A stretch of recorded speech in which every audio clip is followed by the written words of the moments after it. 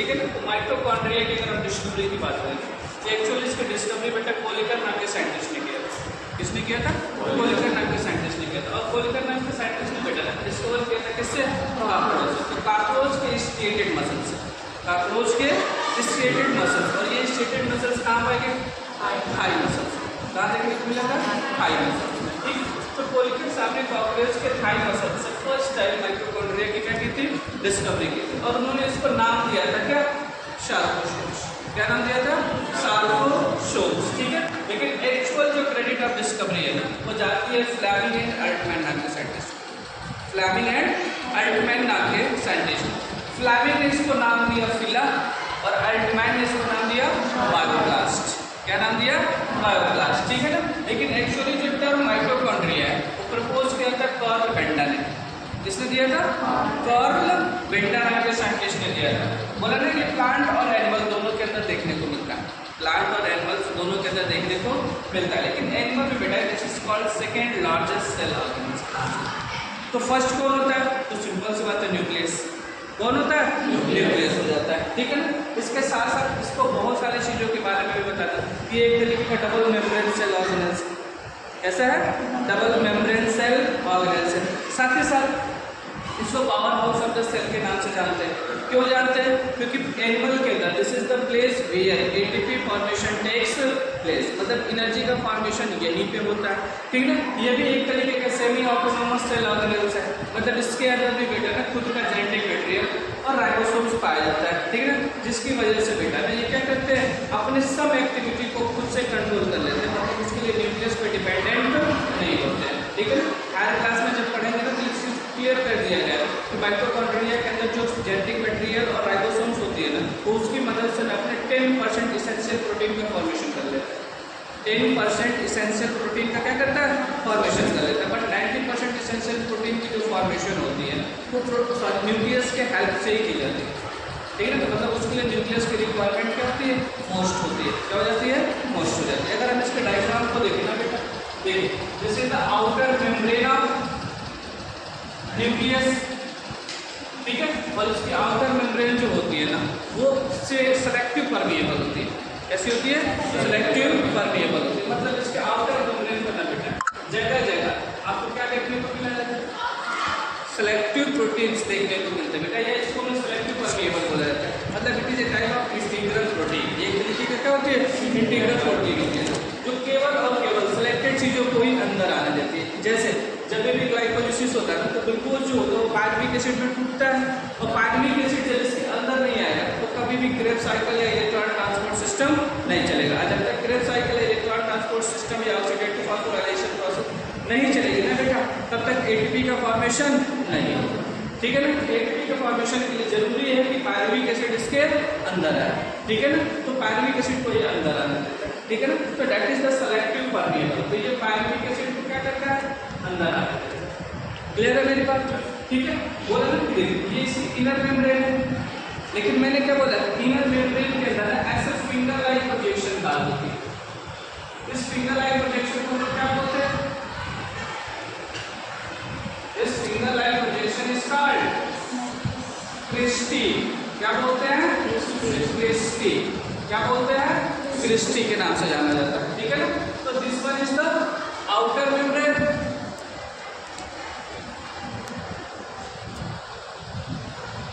and it is the inner membrane।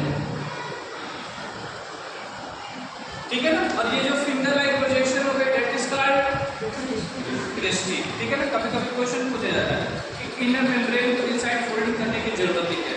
ठीक है ना। ये क्या बनाते हैं? क्रिस्टी बनाते हैं। और क्रिस्टी क्या करते हैं? इंक्रीज करती है surface area, increase surface area for F1 particle. F1 particle के लिए ये सरफेस एरिया को क्या करते हैं? इंक्रीज करते हैं, क्योंकि इसी के ऊपर ना बेटा ऐसे एक्सेल ऑर्गेनल्स देखने को मिलता है जो ऑल ओवर होता है। ठीक है ना। That is called F1 particle. क्या बोलते हैं? F1 पार्टिकल के नाम से जाना जाता है। ठीक है ना। इसको बेटा ना फर्नांडिस मोरिस नाम के साइंटिस्ट ने डिस्कवर किया था। किसने? फर्नांडिस मोरिस नाम के साइंटिस्ट ने इसकी क्या की थी, डिस्कवर की थी। इसीलिए बेटा इसको फर्नांडिस मोरिस पार्टिकल के नाम से भी जाना जाता है। किसके नाम से जाना जाता है? फर्नांडिस मोरिस पार्टिकल के नाम से भी जाना जाता है। ठीक है ना। क्या बोला, इसके अंदर बेटा खुद का साइटोप्लाज्म भी होता है। इसके साइटोप्लाज्म को क्या बोलते हैं? मैट्रिक्स। क्या बोलते हैं? मैट्रिक्स। मैंने बोला इसके पास खुद का जेनेटिक मटेरियल होता है, खुद का जेनेटिक मटेरियल होता है, जिसको यहाँ पे क्या बोला गया? Circular DNA. बेटा इसके पास खुद का राइबोसोम भी देखने को मिलता है, लेकिन राइबोसोम कैसा होता है? प्रोकैरियोटिक टाइप का। 70S ये भी कैसा होता है? प्रोकैरियोटिक टाइप का। ठीक है। अब इसकी फिनोमेना को समझो मैं क्या बोल रहा हूँ। ठीक है, कि देखिए जैसे ही माइटोकॉन्ड्रिया के अंदर ना पायरुविक एसिड आती है, ठीक है ना, तो ये पायरुविक एसिड यहाँ से अंदर जाएगी मैट्रिक्स के अंदर। कहाँ जाएगी? मैट्रिक्स के अंदर। और जब मैट्रिक्स के अंदर जाती है ना तो बेटा एक साइकिल चलता है जिसको हम लोग क्रेब्स साइकिल बोलते हैं। क्या बोलते हैं? क्रेब्स साइकिल बोलते हैं। और फिर क्रेब्स साइकिल के बाद बेटा बहुत सारे NADPH2 का फॉर्मेशन हो जाता है। और ये NADPH2 जो होते हैं वो इनर मेम्ब्रेन में, कहाँ पे? इनर मेम्ब्रेन में ना बेटा जाते हैं तो बहुत सारे साइटोप्लाज्मिक फिनोमेना चलते हैं, जिससे ATP का क्या होता है? फॉर्मेशन होता है। ठीक है ना। तो इस ATP के फॉर्मेशन में बेटा ना ये F1 पार्टिकल का बहुत बड़ा रोल होता है। बहुत बड़ा क्या होता है? रोल होता है। क्योंकि जब हम इसको डिटेल में बताएंगे ना तो बताएंगे कि जो F1 पार्टिकल के 3 पार्ट होते हैं। ठीक है ना। सबसे ऊपर हेड होता है, फिर नेक होता है, फिर बेस होता है। ठीक है ना। तो जैसे ही बेटा यहाँ से यहाँ की तरफ मूवमेंट होता है ना तो प्रोटॉन मॉलिक्यूल्स मूव करते हैं। जैसे प्रोटॉन मॉलिक्यूल मूव करते हैं तो इसके या हेड के अंदर एक एंजाइम बनी होती है जिसको एटीपेज एंजाइम बोलते हैं। क्या बोलते हैं?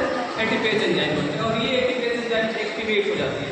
ठीक है ना। और जैसे ही एक्टिवेट हो जाएगा तो इसके साइटोप्लाज्म या मैट्रिक्स के अंदर बहुत सारे ADP घूमते रहते हैं। ठीक है ना।